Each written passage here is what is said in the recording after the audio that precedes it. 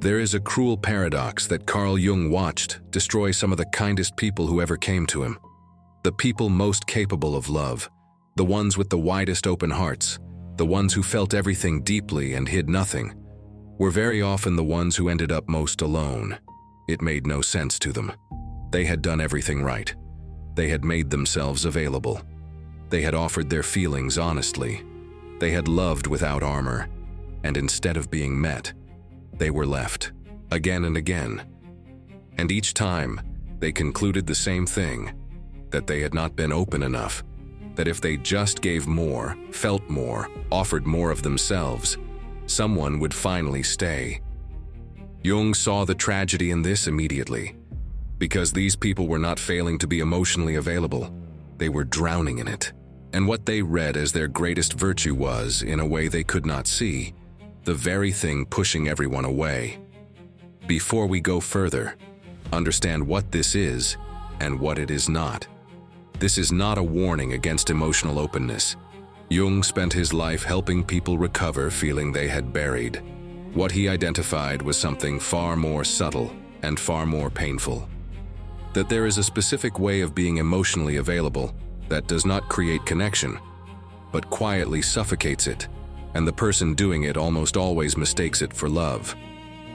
Over the next several minutes, we're going to trace the 4 things Jung observed about emotional availability, why the open heart so often repels the very people it reaches for, and the single distinction that separates availability that draws others close from availability that drives them away. Stay until the end, because the final one explains why the most feeling person in the room is so often the loneliest. Let's begin with what emotional availability actually is, because almost no one gets this right. Jung understood that real emotional availability is not the amount a person feels, or even the amount they express. It is something more specific. It is the capacity to be present with feeling, one's own and another's, without being overwhelmed by it. A truly available person can sit inside an emotion without drowning in it, can hold someone else's pain without needing to fix it or flee it, can feel deeply and remain a stable center at the same time. Availability, in Jung's sense, is not floodgates open. It is depth with banks. The river runs deep, but it has shores. And this is exactly where the lonely, open-hearted person goes wrong. They have the depth. What they do not have is the banks. Their feeling has no container. And so when emotion arrives, it does not flow, it floods. They do not offer their feelings so much as pour them, all at once, onto whoever happens to be standing there. And they call this honesty. They call this being real. They cannot understand why, instead of drawing people closer, it makes them step back. Jung understood why. Because a person without banks does not feel available to others. They feel dangerous. When someone shares a small worry and receives back a flood, a torrent of the open-hearted person's own feelings, memories, fears, and reassurances all at once, they do not feel met. They feel drowned. They learn, quietly, to bring less to this person, not more. Because everything they offer comes back multiplied into something too big to hold, and so the person with the most feeling ends up receiving the least, and cannot understand why the world keeps starving them. If you recognize this, if you have always been told you feel too much, and have spent your life trying to feel less, or love harder without either one working, comment the word open below. Jung believed the open heart doesn't need to close. It needs to find its banks. Because the second thing Jung observed goes deeper, and it is uncomfortable. Very often what presents itself as emotional availability is not actually openness toward another person at all. It is a need disguised as generosity.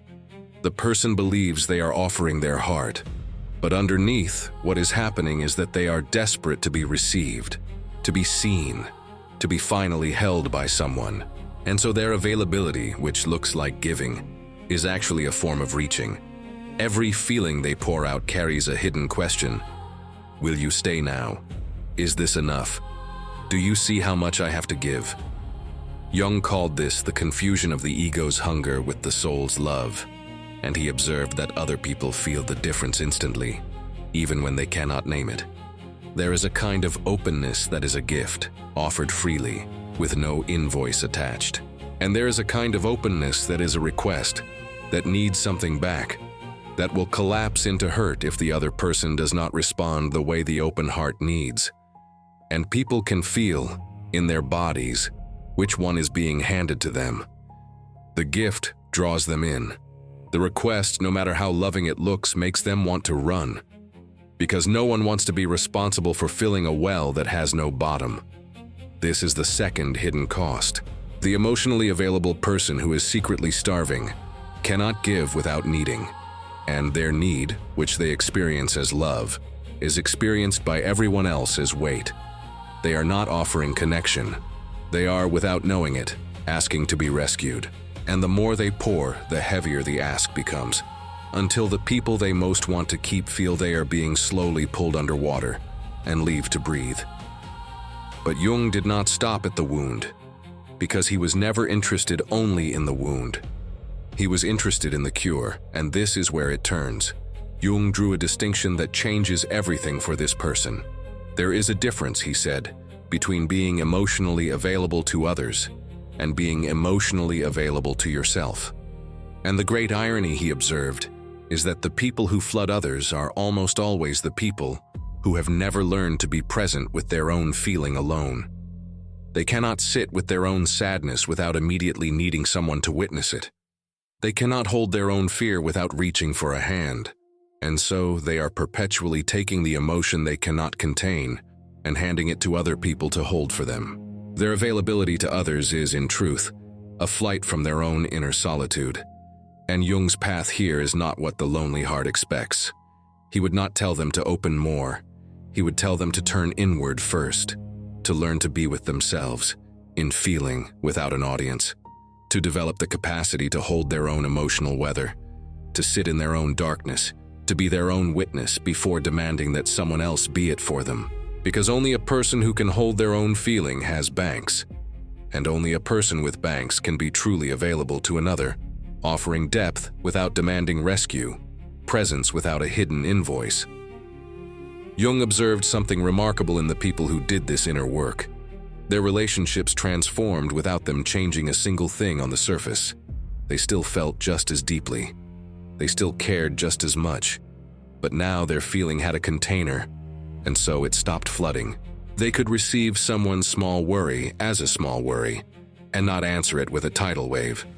They could love without the desperate undertow of needing to be loved back that instant. And people, sensing they were finally safe to approach, came closer. The person who had spent their whole life pouring themselves out to keep people, kept them at last by learning to hold themselves. Which brings us to the third thing, and it is the strangest of all. Jung noticed that the flooding heart is often underneath, running from an emptiness, and their emotional availability, all that pouring, all that reaching, is a way of never having to feel how alone they actually are at the center. As long as they are engaged in the drama of offering their heart and being disappointed, they never have to sit in the quiet, unbearable truth beneath it, that they do not yet know how to be a company to themselves, that the loneliness they feel in relationships is a loneliness they carry into relationships, not one those relationships created. The person is not lonely because no one stays. They feel lonely even when someone stays because the emptiness was never about the other person at all. And this is why Jung said the cure for this kind of loneliness is never another person. It is the last thing the lonely heart wants to hear, and the only thing that frees them. No amount of availability, no perfect partner, no one who finally receives all their feeling will fill the emptiness, because the emptiness is not a lack of others. It is an unmet relationship with the self.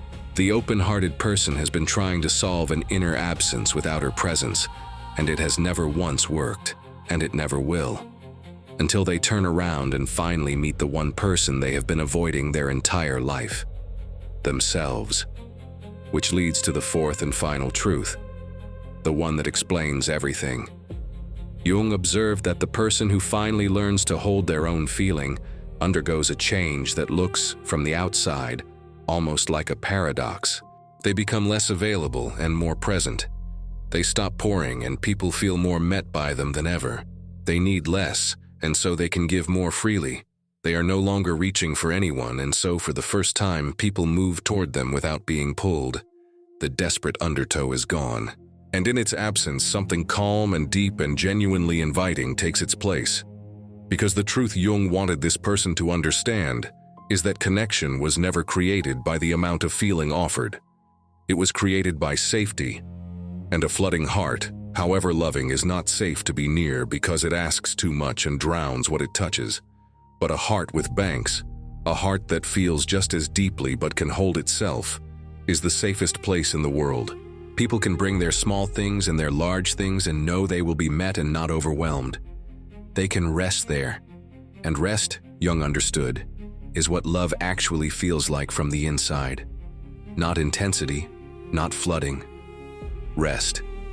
And now I need to speak to you directly. If you are the one who feels everything, if you have been told your whole life that you are too much, too intense, too open, and you have tried and tried to love harder to make people stay, if you have poured out your heart again and again, and watched people quietly back away, and concluded that you simply have not yet found someone big enough to receive you, then hear what Jung would have told you. You do not need to feel less. You do not need to close. The depth in you is not the problem, and it never was. What you have never been given and what you have never given yourself are the banks, the container, the capacity to hold your own vast feeling without handing it to someone else to carry. And the loneliness you have been trying to cure with other people was never going to be cured that way, because it was never really about them. It was the sound of a self you have not yet learned to keep company with. Turn toward that self. Learn to sit in your own depths without an audience. Become the witness you keep asking others to be. And you will find that the moment you no longer need anyone to hold you, people will finally, freely, come close enough to. Not because you opened more, but because at last, you became safe to approach. If this reached something real in you, don't let it fade when the screen goes dark. In the next video, I want to show you the mirror image of this. Why the people who seem the strongest, the ones who never flood, who never need, who never show a crack, are hiding a loneliness even deeper than yours, and what Jung discovered about the terrible price of appearing not to need anyone at all. Because the flooding heart and the armored heart are two halves of the same wound, and Jung understood them both. I'll see you there.